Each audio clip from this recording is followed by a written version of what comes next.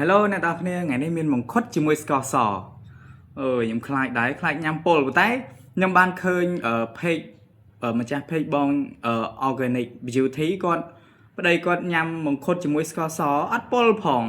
បើតាមខ្មែរហ្នឹងគេថាពុលរហូតតាំងពីក្មេងមកជឿរហូតថាតែញ៉ាំមង្ឃុតជាមួយស្ករសពុលឥឡូវខ្ញុំចង់សាកថាតើញ៉ាំមង្ឃុតជាមួយស្ករសហ្នឹងពុលឬអត់ប៉ុន្តែមុនហ្នឹងខ្ញុំឆ្លៀតសួរ ChatGPT ទៀតសួរថាញ៉ាំមង្ឃុតជាមួយស្ករសពុលអត់ពេលក្នុងហ្នឹងវាថាថាអត់ពុលទេញ៉ាំទៅអត់ពុលទេតែកុំឲ្យតែញ៉ាំស្ករច្រើនតែញ៉ាំស្ករច្រើនវាធ្វើឲ្យយើងមិនមែនពុលទេគឺធ្វើឲ្យកើតតែនំផ្អែមអញ្ចឹងឥឡូវខ្ញុំសាកសិនមើលថាតើពុលឬមិនពុលអញ្ចឹងយើងសាកដល់អស់គ្នាឥឡូវ this one នេះមួយ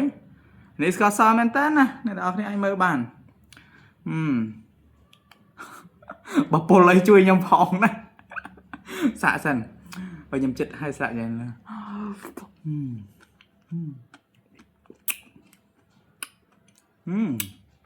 ឆ្ងាញ់ណាស់អត់ពុលអត់អីបងមើលនេះមួយទៀតអានេះមកទិញមកបានស្អាតតែក្របអ៊ីនឌីឡើយស្ករច្រើនណាស់អ្នកនរគ្នាឲ្យមើលឃើញបានខ្ញុំថាខ្ញុំបោក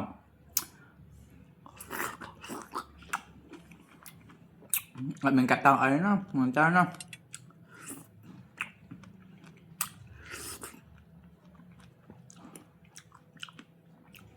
ញ៉ាំមកខុតខ្លាចតែមួយខ្លាចតែតកៅហើយតកៅចាប់បណ្ដោយអានេះតកៅទៅនេះតែខាងនេះអត់អីល្អញ៉ាំតាខាងនេះបានមានអីឆ្ងាញ់ដែររសជាតិយ៉ាង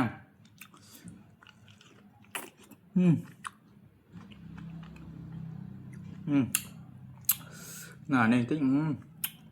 អាមកខាងនេះដូចអីណាបានកាត់តឯណាបើពុលជួយញ៉ាំផង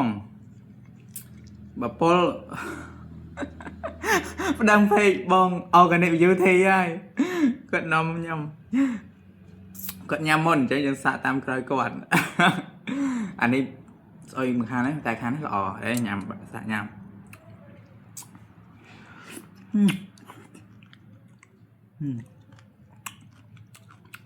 អូខេ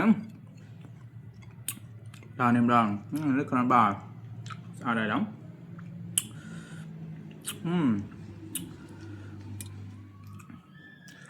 ប៉ុន្តែអ្នកទាំងអស់គ្នាកុំញ៉ាំស្ករច្រើនពេកប្រយ័ត្នតនំផ្អែមណាបើញ៉ាំអីខ្ញុំមិនសូវញ៉ាំផ្អែមហ្មងទេតែម្ដងនេះញ៉ាំផ្អែម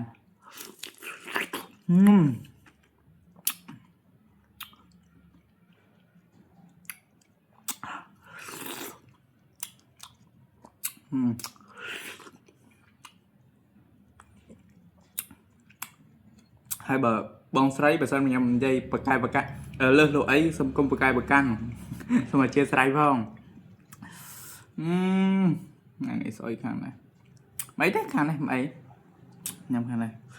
ញ៉ាំមកខុតខ្លាចតែតកៅប៉ុណ្ណាវា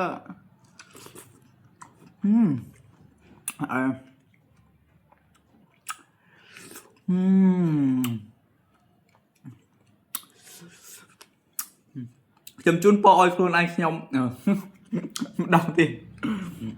ខ្ញុំជូនពរឲ្យខ្លួនឯងអត់ពុលតែពុលចាប់ហើយដឹងតែអត់បានធ្វើការទេនេះសុចិត្តលះបង់ចង់សាកថាពុលឬមិនពុលដែលយើងពាក្យខ្មែរយើងពាក្យចាស់ខ្មែរយើងថាញ៉ាំមកខុតជាមួយស្ករសពុលឥឡូវដឹងហើយចាំមើលបើខ្ញុំពុលចាំខ្ញុំផុសមកវីដេអូទៀតថាពុលណាអូខេបាយបាយ